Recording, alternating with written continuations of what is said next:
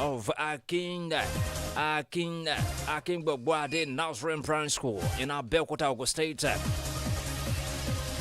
Adam Gbadebo over the weekend won the 2025 Winifred Awashika Foundation Scrabble Tournament for schools. Gbadebo dominated the competition with 5 wins and no losses, finishing with a cumulative spread of 682. Yokusi Esther, a student of Crestland School, first stack, secured second place with 5 wins and a spread of 258. While Ebubi Madu Egbuna of Crestland School of VGC came in third, also with 5 wins and a spread of 99. Gbadebo attributed the feat he achieved to the support from his father and the coach, saying they prepared him rigorously for 2 weeks before the competition. The Winifred Awashika Foundation Scrabble Tournament for schools began in 2011. You remember, thanks to the founder's vision to improve vocabulary, math, logic, encourage creativity, and promote out-of-the-box thinking in the schools. A Lagos State Commissioner for Youth and Social Development, Mobolaji Ogunlende, commended the organizers and expressed the commitment of the state government to support them. Yes, other pupils who finished in the top 10 were also recognized, while the best appeal public school this year's event was the Lagos State Modern Nursery Primary School, winning a cash prize of 100,000 naira. And away from Lagos, yes, we move straight to the Tigers. Nigeria's senior women's basketball team, the Tigers, will look to build on their dominant opening performance when they take on Mozambique in the second Group D feature of the 2025 FIBA Women's Afro Basketball Tournament in Abidjan today. The match scheduled for 4 p.m. Nigeria time at the Palace de Sports Day Trechevel offers coach Rena Wakama's side a chance to see the qualification to the quarterfinals with a game to spare. Fresh from a resounding 92-45 victory over Rwanda on Saturday. Yes, that's over the weekend. The 6-time African champions we hope to maintain their unbeaten streak in the competition. Nigeria, the Tigers, have not lost a game at the Women's Afro Basket since the semi-final stage of the 2015 edition. Yes, the reigning champions were ruthless in the opener, winning all 4 quarters convincingly and showed both depth and discipline across the roster. Elizabeth Balogun led the charge with 18 points, while veterans Victoria Macaulay and Mal Jonata, Moro Ginato, Musa contributed 13 and 12 points respectively.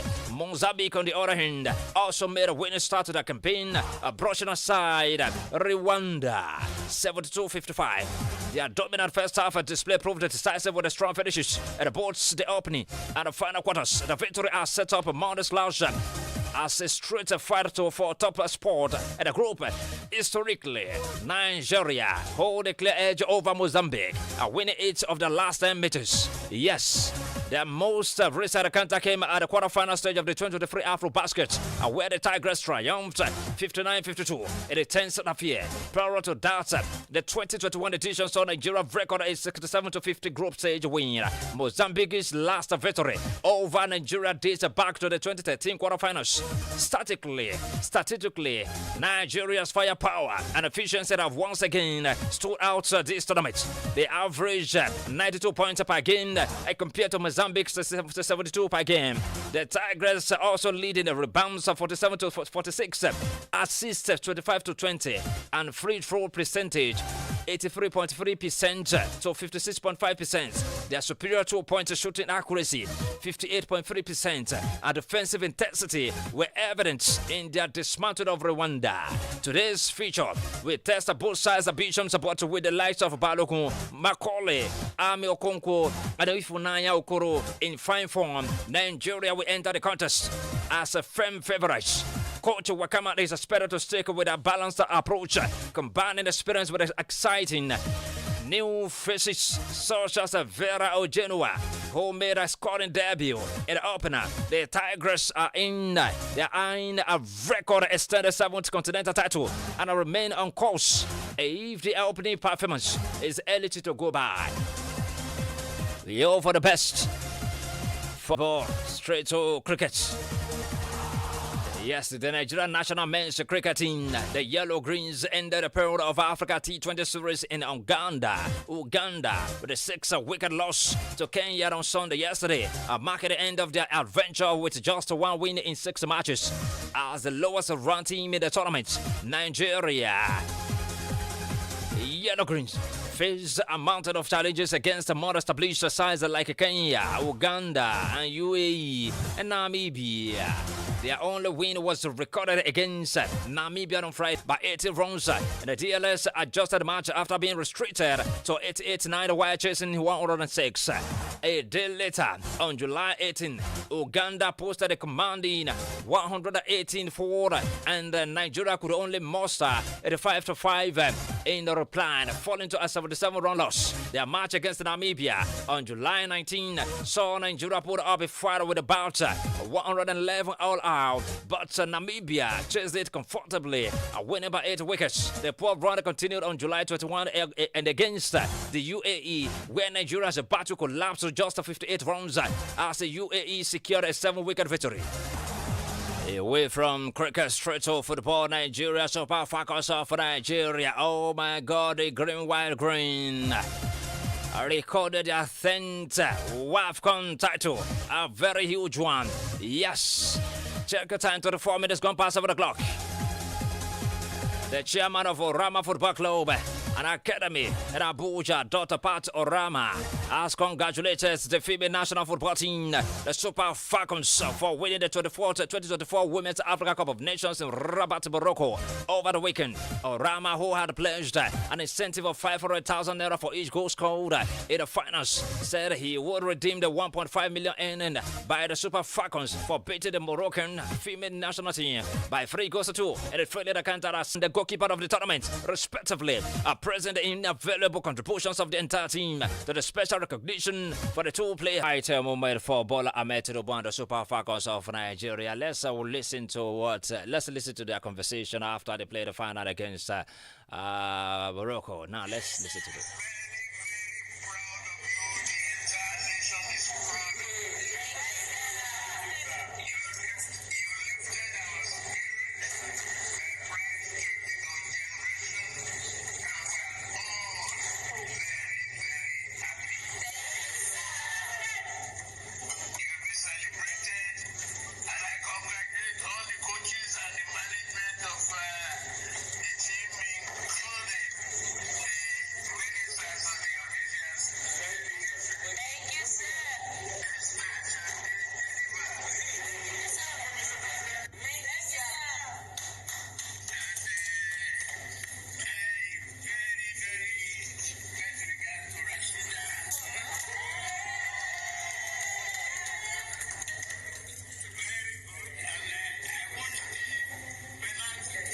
Minutes where they scored their second goal, and the 64th minute where we scored our first goal. Well, there's a lot that has happened. We have to learn. Yes. From that particular encounter. Yes. The way you guys are viewing it is very much different from the way I'm saying it. Okay. It is a final. After two goes down. Mm-hmm. Now, what do you think happened to the Moroccan side? Momentum back.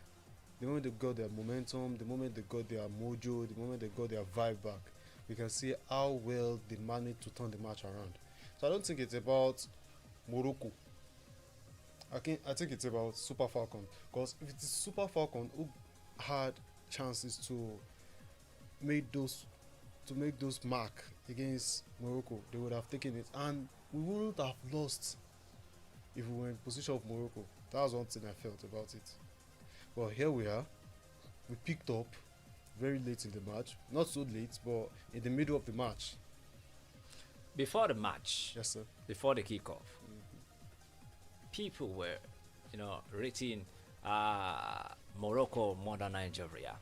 They rated Morocco more than Nigeria before the match. I'm not talking about Nigerians though. I'm talking about those other African countries. Yes, other African countries. Okay. They rated Morocco more than Nigeria before the kickoff. Yes, sir. And now, my question is, what do you think that happened to Morocco that made them, that made them lost that particular counter because they started well. Yes. So what happened? Yes. Okay, to me, What do you observe?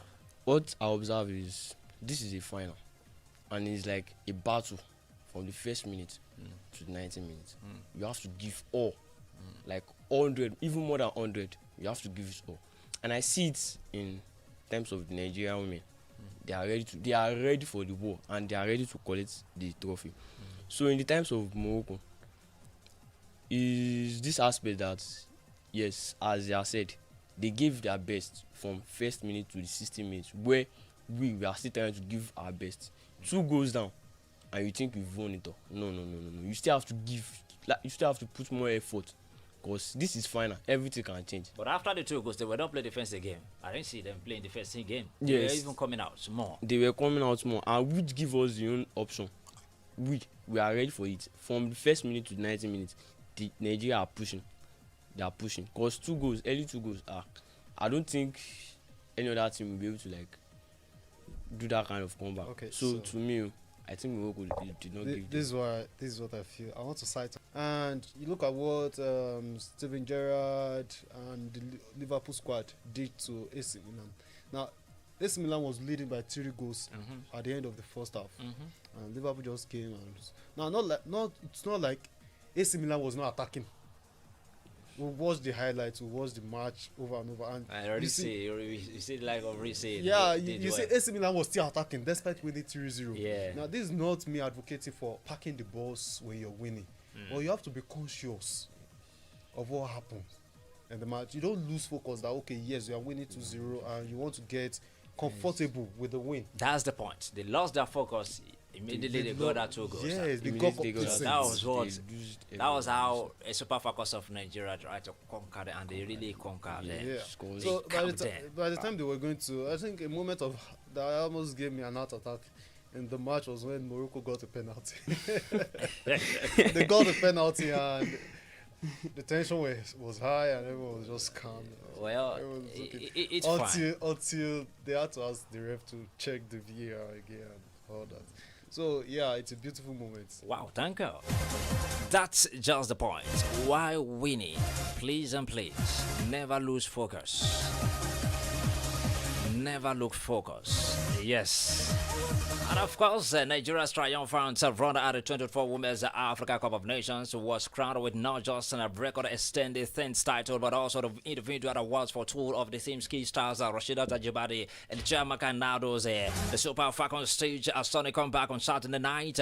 Rabat, Morocco defeated the host nation 3-2 in the Great Prix final to maintain their private record at the WAFCON finals. It was a night of celebration, not just for the team, but for its leaders on the pitch.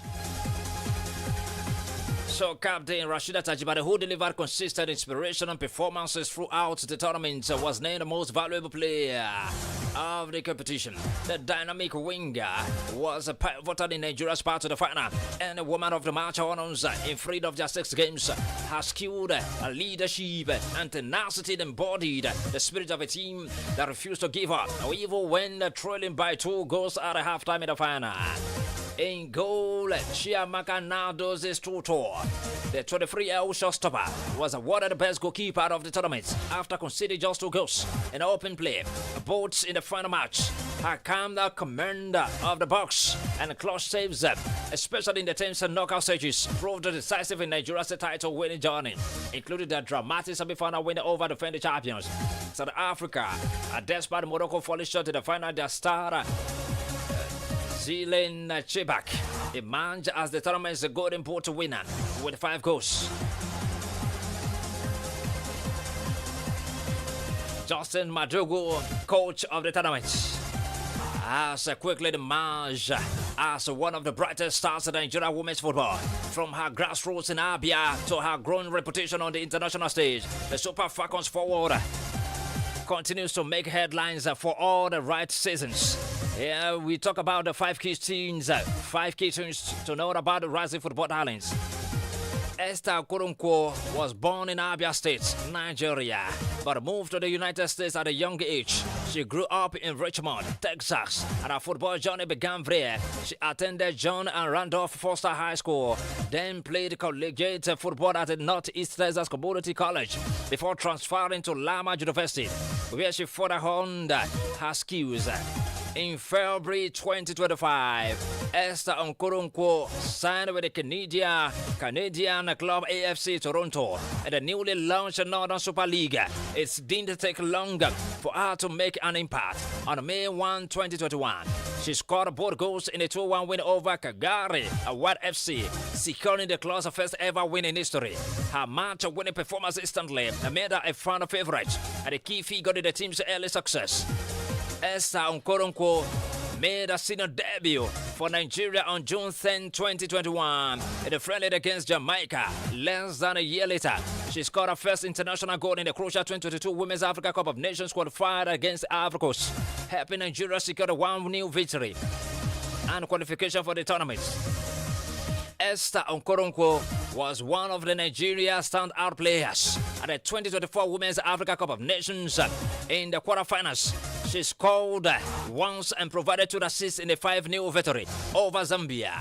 She saved her best for the final against the host nation Morocco, where she delivered a stunning performance, scoring from the penalty spot, assisting for Lashade Jamilusi's equalizer, and setting up Jennifer Echegini's late winner with a pinpoint free kick. Her influence was instrumental in the Super Falcons' dramatic 3-2 comeback win and their record 10th WAFCON title.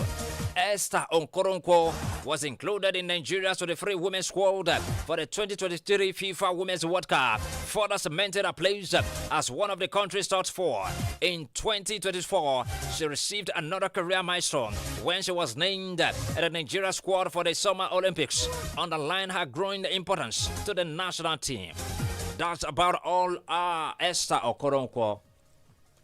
She had a good match. Yep. She had a good tournament. And I'm expecting the performance of this tournament will catapult her to what I consider a stage of limelight. Yeah, because she still has a lot of time on her career. Now, looking at what she did in the final, that was a spectacular performance. A goal and 1 assist. 2 assists, sorry. A goal and 2 assists. That means you have a hand in the 3 goals your club scored. So that qualifies her as a top-notch footballer. The way she was connecting with defense with the attack is very, very, very, very impressive. I mean, no. She had a very good game. Her impact on the match was immense. So yeah, that was it for her. But that's what I feel. That performance in the tournament, in this concluded tournament, should be able to land a lucrative deal with a top Europe team. Yeah. Good morning. Hello, good morning, Baba Mayu. Good morning, Baba Mayu. Congratulations to all women in Nigeria and all football fans in all over the world. From Super Falcon and English football. Yes, you asked a question which I'm interested about. You said what happened to Moroccan. That at the same time, the many people rated Moroccan above Nigeria, including myself. I rated them because I did not even like the way the Falcon play in the group stage. When they won 5-1, I was not in the city. I asked the boy that told me that they won't show me because how can they play like that in the group stage and those one of Gambia that play well in the group stage. But what interested me most, that Okoronkwọ and the little pep that the coach told them when they were coming the second half was the reason. I mean, the magic, that change that coach did is what brought the victory. And that Okoronkwọ, the dribbling skill, that was given that is the thing that gave us that victory. I love the victory because I was alone. When the ball was 2-0, my son went to bed. But I said I will watch this match to the end. I was very happy. Thank you. Thank you very much. God bless you, sir. Thank you. All right, a newly crowned African champions, the Super Falcons of Nigeria, we hold a trophy parade in Abuja today.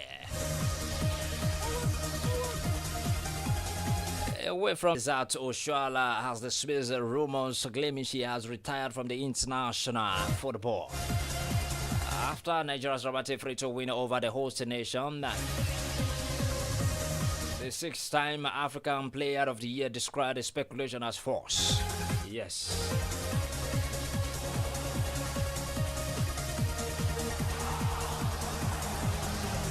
Away from Nigeria, we talk about Chloe Kelly, who converted a decisive kick as England beat Spain 3-1 on penalties to leave the Women's Euro 2025 trophy after Sunday's game had finished 1-1 at the end of extra time, allowing the Lionesses to avenge their defeat at the World Cup final 2 years ago and retain their continental crown. It looked as though Spain would repeat their victory over England in Sydney. Yes, in 2023, as they dominated the game at St. Jacob Park in Basel and led through Mariona Cadenti's first half header. England beat Spain 3-1 on penalties. What do you mean cannot do? It's a perfect revenge for the female team of the England national team. Why? The Lionesses, it's a perfect revenge for them because... Alright, concerning the Super Eagles, is just mentioned the World Football Governing Body FIFA has confirmed that South Africa's 2026 World Cup qualifier against Nigeria will be played at the Toyota Stadium in Bloemfontein on Tuesday, September 9, 2025. Hello, good morning. Good morning. Good morning. This is Alex Ejotokom from my Ego. Alright, Alex, you're welcome. Thank you.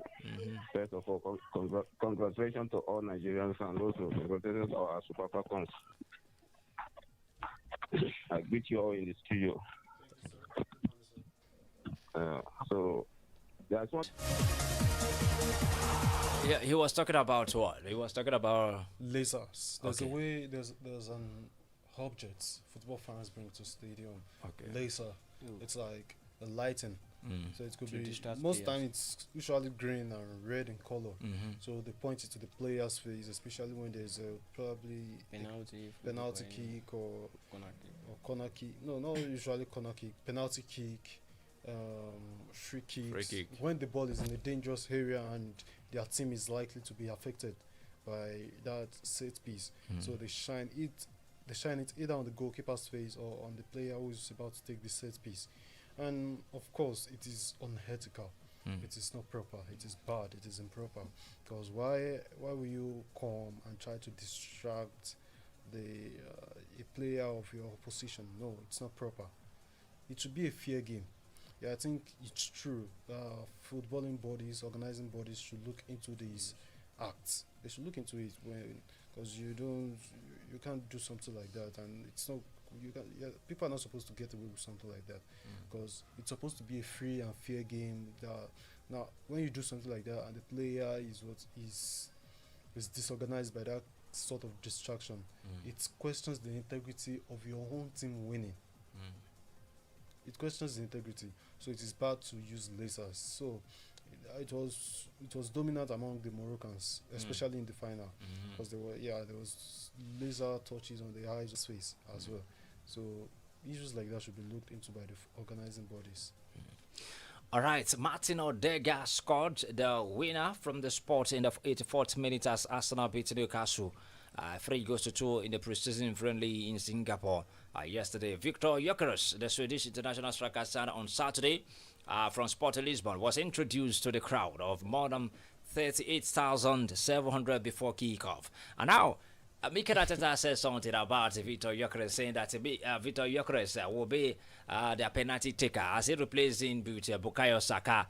He replaced Bukayo Saka with Victor Gyökeres. That Victor Gyökeres will be the designated penalty taker for Arsenal.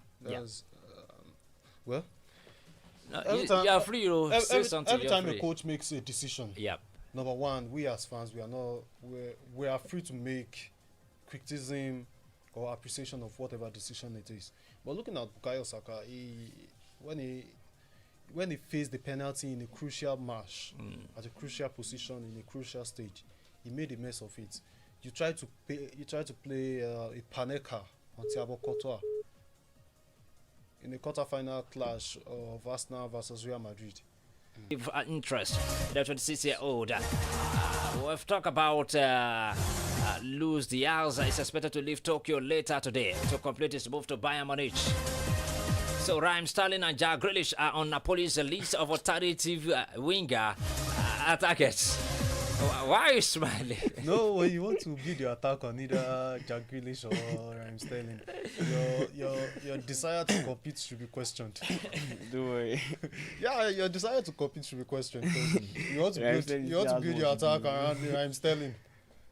And even if you have the two of them in your team, your desire to compete should still be questioned, because what can Jack Grealish and Raheem Sterling offer? What can they offer you? I'm sorry, this is not disrespect to what they've done.